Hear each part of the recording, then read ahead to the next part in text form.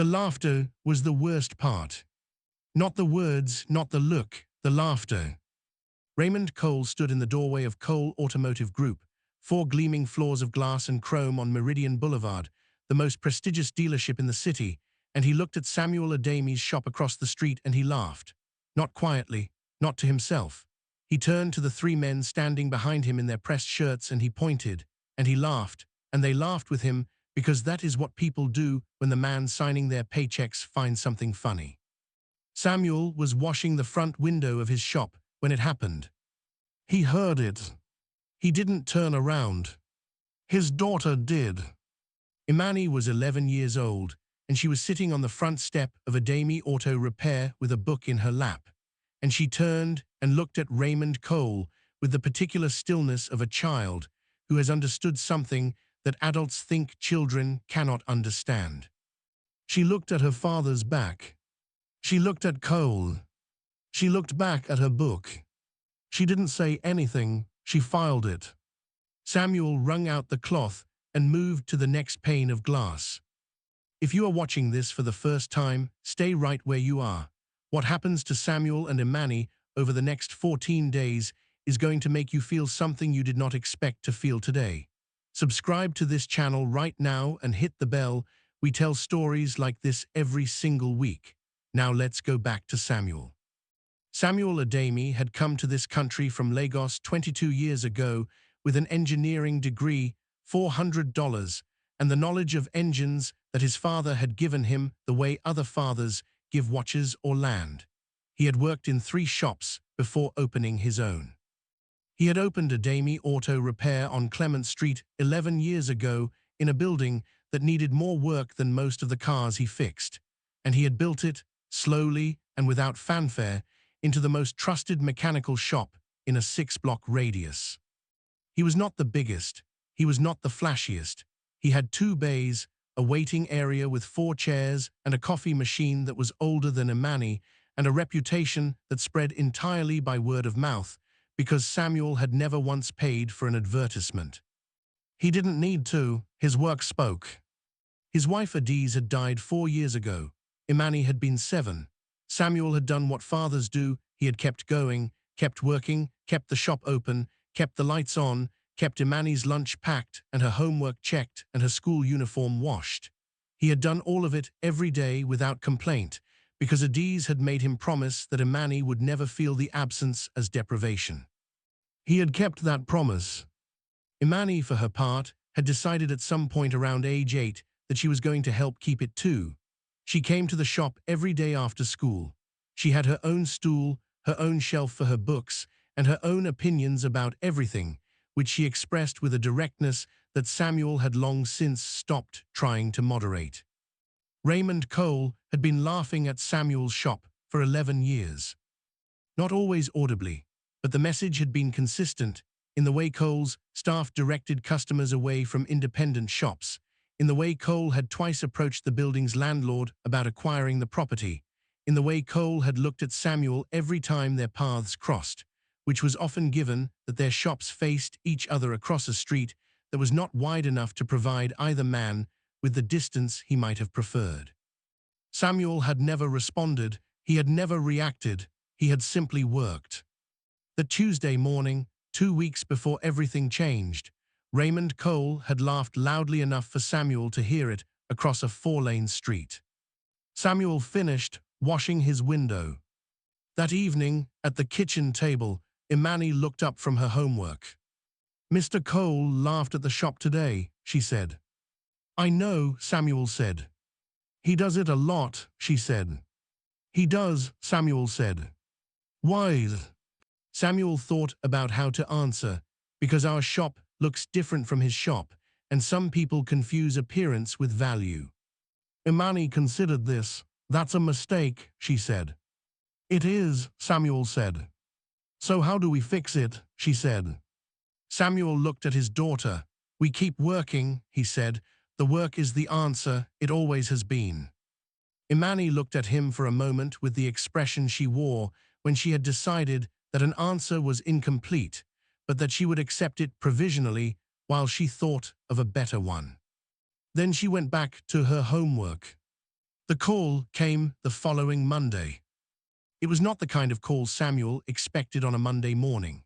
It was from a woman named Grace Okonkwo, who identified herself as the personal assistant to a man named Douglas Fairweather, and who said, in a tone that was carefully professional and deliberately without inflection, that Mr. Fairweather had been referred to Samuel by 3 separate people, and that Mr. Fairweather would like to bring in a vehicle.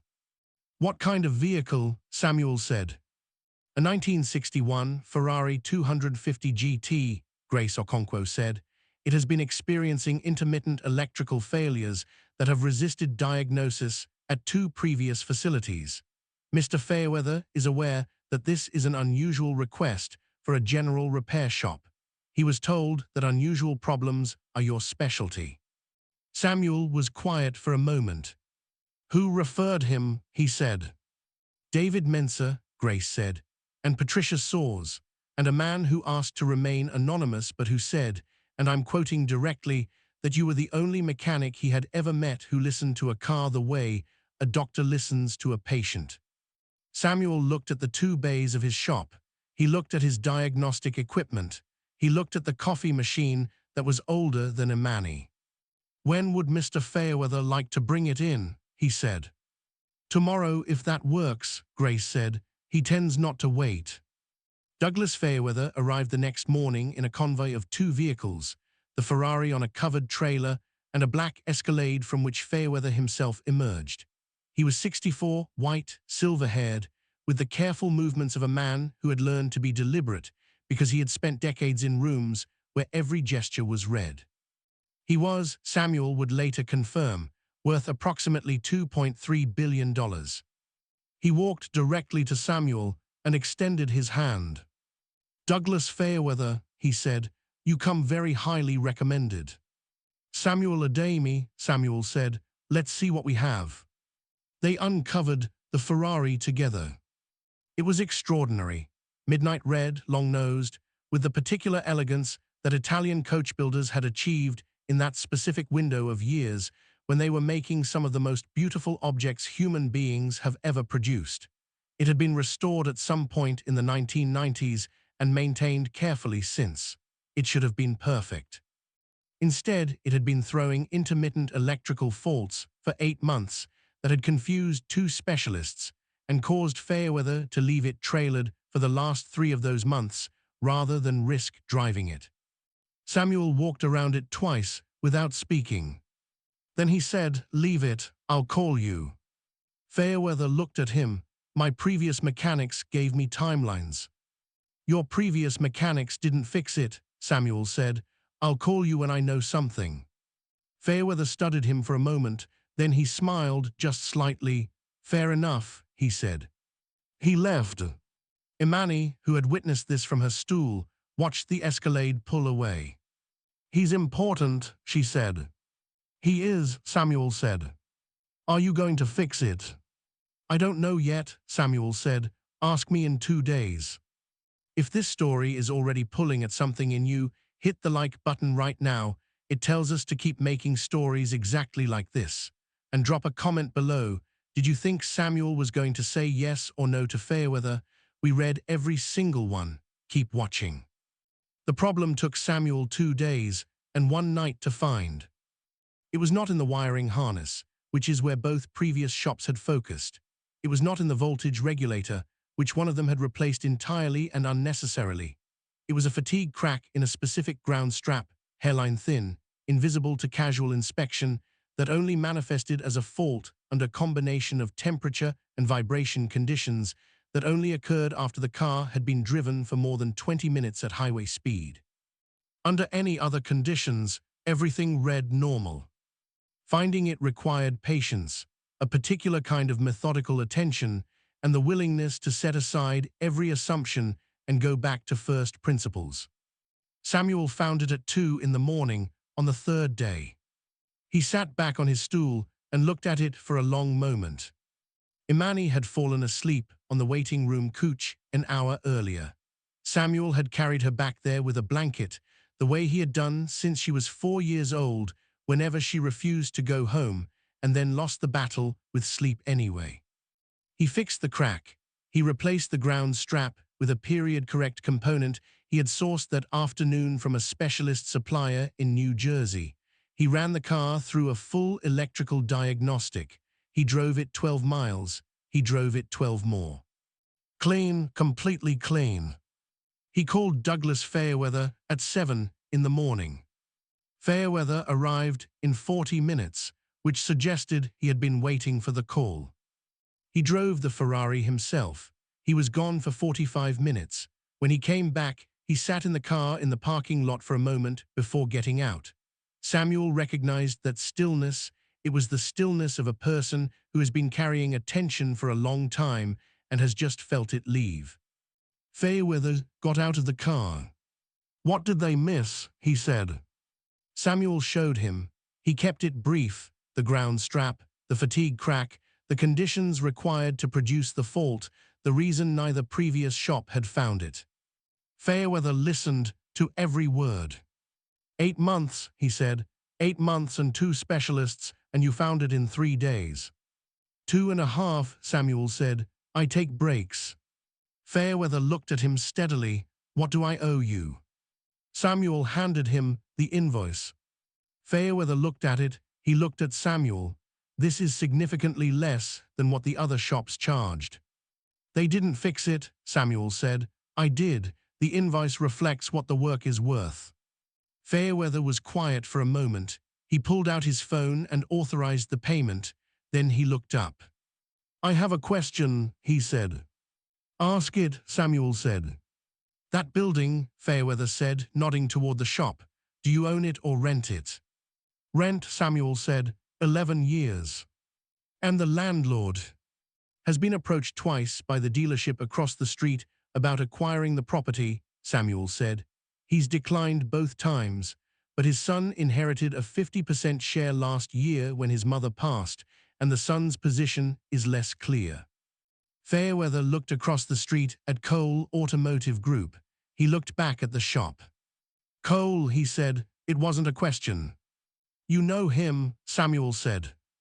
I know of him, Fairweather said, and the way he said it communicated a precise and complete assessment in 3 words.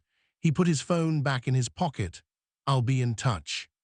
He drove the Ferrari out of the lot. Samuel stood in the parking lot and didn't know what that meant. Imani appeared beside him. What did he say? She said. He said he'd be in touch, Samuel said. Imani nodded slowly. Okay, she said. I think that's good. Why? Samuel said. Because he listened, she said. The whole time you were talking, he was actually listening. People who actually listen usually do something with what they heard. She was 11. Go do your homework, Samuel said. I already did it, she said. She had. What happened next happened fast. On Thursday, 2 days after Fairweather had driven the Ferrari out of the lot, Samuel received a call from a number he didn't recognize. The man on the other end introduced himself as James Whitfield, a real estate attorney, and said that he was representing a client who was interested in making an offer on the building at 441 Clement Street, and that he had been instructed to approach the tenant first as a professional courtesy. Samuel sat down. An offer to purchase, he said. To purchase, yes, Whitfield said. My client is prepared to offer the current landlord fair market value for the property and to simultaneously offer you a 10-year lease at your current rate with a fixed escalation cap. Alternatively, my client is open to a structure in which you acquire the building yourself with my client providing the financing at 0 interest over 15 years. Samuel was quiet for a very long time. Who is your client? He said. I'm not at liberty to say at this stage, Whitfield said, but I'm told you would not be surprised. Samuel looked out the front window of his shop at the 4 floors of glass and chrome across the street. When does your client need an answer? He said. There's no rush, Whitfield said. My client said to tell you, and I'm quoting, that good work deserves a permanent home. Samuel recognized the phrasing. He called Fairweather's number. Fairweather answered on the 2nd ring. You didn't have to do this, Samuel said. I know, Fairweather said. Why did you? There was a pause, because you fixed something that two specialists couldn't fix, because you charged me what it was worth and not what you could have gotten away with, and because I watched a man laugh at your shop from across the street when I arrived, and I've been in this city long enough to know who that man is and what he's been trying to do to that block for the last decade. Another pause. I don't like bullies, Mr. Adeyemi. Especially ones who laugh. Samuel was quiet. Take whichever structure works for you, Fairweather said. Whitfield will handle the details, and I'll be sending you the rest of my collection for ongoing maintenance, 7 vehicles. My assistant will be in touch about scheduling. Mr. Fairweather, Samuel said. Yes, thank you. Thank your daughter, Fairweather said. I saw her watching. She has the same eyes you do, the kind that don't miss anything. He hung up. Samuel sat in the quiet of his shop for a long moment. Then he got up and went to the doorway and looked across the street. Raymond Cole was visible through the ground floor window of Cole Automotive Group, moving between 2 cars, talking to a salesman. He had no idea. He was just having a Thursday. Samuel went back inside. Don't you dare go anywhere, because this story has one more turn, and it is the one that changes everything. Subscribe if you haven't already, share this with someone who needs it tonight, and keep watching. The building transfer completed on a Friday, 9 days after Fairweather had first driven the Ferrari onto Samuel's lot.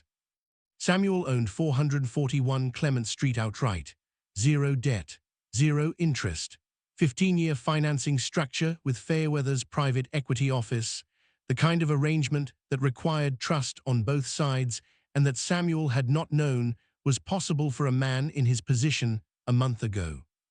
He didn't tell anyone immediately. He told Imani first, that Friday evening, at the kitchen table over the jollof rice, that Samuel made every Friday because it was what Adeyemi had made every Friday, and some rituals are not negotiable. He put the transfer document on the table between them. Imani looked at it. She read it slowly and carefully, the way she read everything. Then she looked up. We own it, she said. We own it, Samuel said. Imani looked at the document again. Then she looked at her father. Mom would have said something funny right now, she said. She would have, Samuel said. She would have said that you finally stopped paying rent to someone else's dream. Samuel looked at his daughter. She said that to you. She said a lot of things, Imani said. I wrote them down. She paused. She said you were going to build something real. She said you didn't know it yet, but you were. She said to tell you when the time was right. Samuel put his hand over his eyes for a moment. Is this the right time? He said. Yes, Imani said. I think this is exactly the right time. The news got out the following week. Not from Samuel, he had told no one except Imani and his brother in Lagos. But in a small business district, a property transfer is a public record, and someone noticed, and someone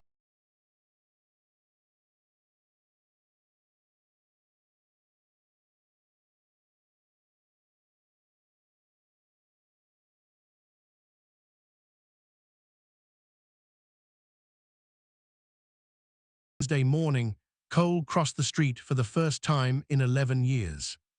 Samuel was in the second bay when he heard the bell over the front door. He came out wiping his hands. Cole stood in the waiting area.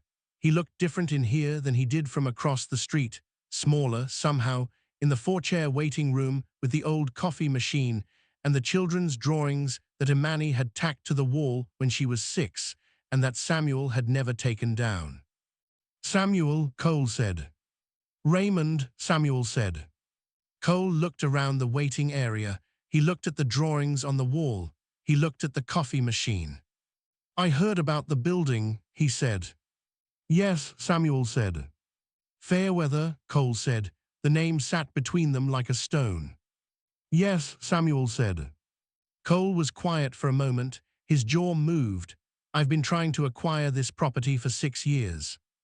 I know, Samuel said. You know? Yes. Cole looked at him.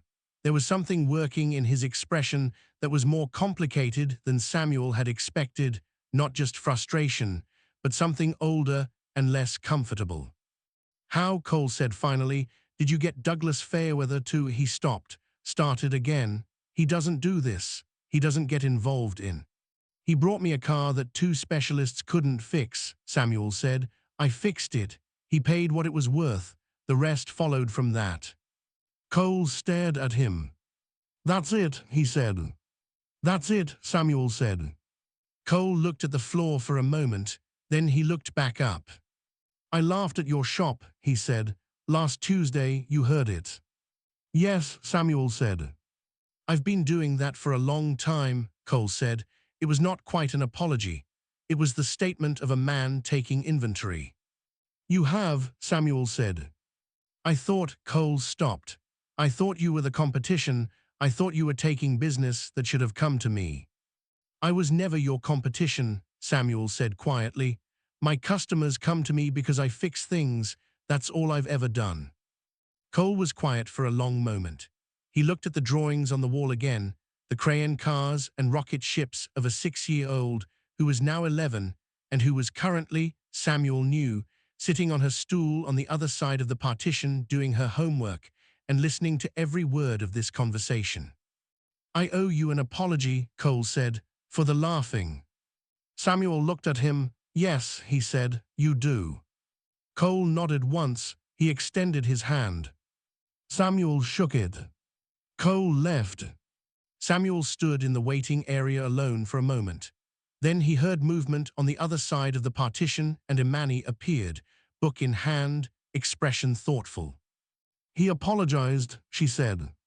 "He did," Samuel said. "Do you believe him?" Samuel thought about it. "I believe he meant it today," he said. "Whether that changes anything, time will show." Imani considered this. "That's fair," she said. She went back to her stool. On the 14th day after Raymond Cole had stood in his doorway and laughed across a 4-lane street, a property appraiser filed a report on 441 Clement Street that placed its current market value, taking into account the building, the established business operating within it, the long-term fleet service contract with Fairweather's collection, and the recent uptick in commercial property values on that block, driven in part by Fairweather's broader interest in the neighborhood. At $9.4 million. Samuel did not see the report for another 2 weeks. When he did, he sat with it for a long time. Then he put it in the filing cabinet under in the drawer next to Imani's old homework notebooks and her half-finished drawings and the photograph of Adeyemi that Imani had put there herself when she was 8 because, she had said, Mama should have a place at the shop too. He closed the drawer. He went back to work. If this story reached something in you tonight, drop a comment right now and tell us. Was it Samuel not turning around when Cole laughed? Was it Imani filing things away? Was it Cole crossing the street? We want to know. Subscribe to this channel before you leave. We make stories every week for people who believe that quiet, consistent excellence eventually becomes undeniable. Share this with someone who is doing the right thing and wondering if it matters. It matters. We'll see you in the next one. The following Saturday, Samuel repainted the shop sign. He didn't change the name. He didn't add anything. He just made the letters clean and clear and visible from across a 4-lane street. Imani held the brush for the A, the first letter of Adeyemi's name, the first letter of her own, hidden in plain sight in the middle of her father's work. She pressed the brush to the wall and made the stroke clean and straight, the way he had taught her, and she stepped back and looked at it, and she did not say anything, and neither did he, and the street between them and the glass building across the way was exactly as wide as it had always been and not as wide as it used to feel. Adeyemi Auto Repair, clean letters, good light. Open for business. Same as always. Only different now in every way that mattered.